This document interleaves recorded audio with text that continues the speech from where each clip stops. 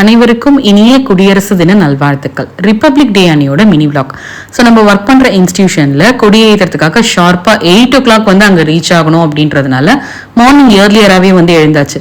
So ஈஸியான ஒரு பிரேக்ஃபாஸ்ட்னாலே வந்து இட்லி சட்னியாக தான் இருக்கும். பட் சட்னி வந்து கொஞ்சம் இந்த கிளைமேட்க்கு ஏற்ற மாதிரி காரசாரமாக அரைக்கணும்னுட்டு பச்சை மிளகா, காஞ்ச மிளகா, புளி, இஞ்சி, உப்பு இதெல்லாம் வச்சு காரசாரமாக வந்து ஒரு சட்னி அரைச்சாச்சு. ஸோ கொடி ஏற்றிட்டு நம்ம வந்து சீக்கிரம் ரிட்டர்ன் வீட்டுக்கு வந்துருவோம் அப்படின்றதுனால லஞ்ச் மட்டும் வந்ததுக்கு அப்புறம் குக் பண்ணலாம் அப்படின்ட்டு பருப்பு உருண்டை குழம்புக்கு பிளான் பண்ணதுனால பருப்பெல்லாம் வந்து ஊற வச்சுட்டு கிளம்ப வந்து ரெடி ஆயாச்சு.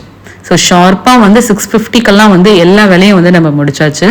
அன்னைக்கு பார்த்தீங்கன்னா வந்து குடியரசு தினம் அதுவுமா ஒரு சிம்பிளிசிட்டியாக இருக்கணும் அப்படின்ட்டு எனக்கு ஃபீல் ஆனதுனால ஸோ ரேஷன் சாரி வந்து கட்டலாம் அப்படின்னு சொல்லிட்டு வந்து முதல் நாளே வந்து பிளான் பண்ணியிருந்தேன்.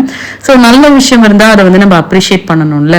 ஸோ இந்த ரேஷன் சாரி பார்த்தீங்கன்னா அந்த மெட்டீரியலும் வந்து சூப்பராக இருக்குது.